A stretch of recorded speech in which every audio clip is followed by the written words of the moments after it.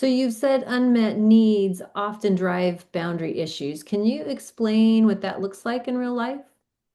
Yeah, so there's a lot that I've said. I've done a lot of other videos on unmet needs, so I'm trying to think of a succinct way to explain unmet needs. But we need certain things to survive in the world, right? So we need air to breathe. If you're in a situation where air is scarce, the one thing you're going to think about is where's the air, right? Right. So if I'm in a ship that's sinking, I'm going to be swimming up to the top looking for that air pocket because I have to survive. What we don't think about are what some of the emotional needs are, and that our body responds the same way to those. So we need to feel connected to other people Mhm. in order to survive. And so that's usually where the boundaries issues come in, is where we have unmet needs related to connection with other people. The over responsibility boundaries often come from our fear that we'll be abandoned, Mm. or our fear that someone won't like us, or they won't value us, or they won't respect us. And so what we're doing at sort of a subconscious level when we blur our boundaries is we are trying to make them respect us, make them value us, make them like us. We are not truly detached from what they think about us. And we all care about what other people think about us. But some people feel so threatened Mm. about other people's opinions. Like if you're really grounded in yourself and you don't have a lot of unmet needs around connection, then if you lose one connection or two because of a misunderstanding, it doesn't feel like the world's going to end. But if you have a low sense of self-worth, you're really genuinely convinced that someone disrespecting you will make a huge negative impact on your life, then you're going to cross boundaries like crazy to try to make them respect you. And that means not sharing your feelings and not saying no and not thinking about what's okay for you in a relationship because you're only thinking about what's going to make them like me, what's going to make them respect me, what's going to make them value me.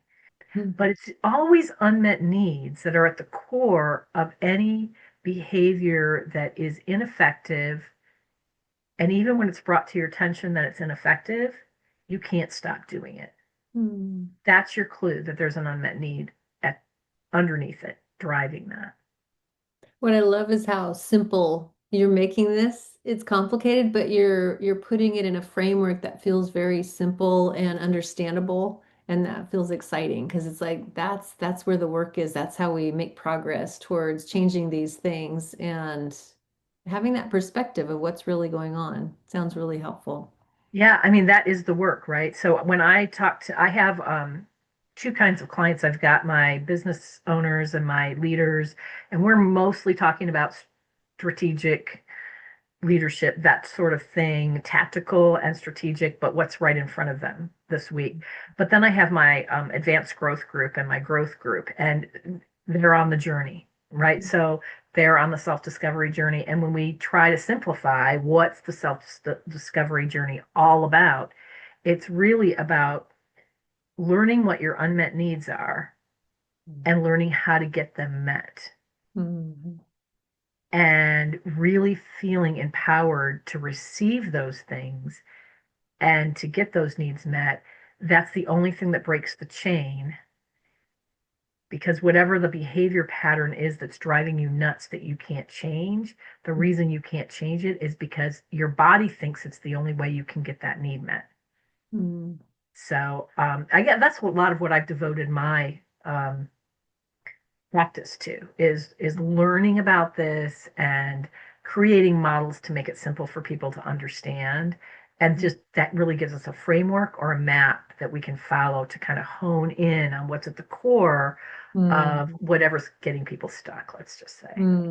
Yeah, I can absolutely hear that as you're sharing how that experience and that ability to help people is so key because then you can move quickly. They can move quickly towards getting their goals met, getting the outcome that they're looking for. Yeah, at least a lot more quickly than if they're just spinning and spinning and spinning and Yeah. trying to use willpower to get to the goal and then Wear running out out. of energy Yeah. and Yeah. then going, 3 steps back after they've gone 10 steps forward just because Yeah. they got tired again, right? So we just keep falling back into the same patterns. Well, when you really dive into your unmet needs, now you can actually change patterns that you've had your whole life Yeah. and have them not run you anymore.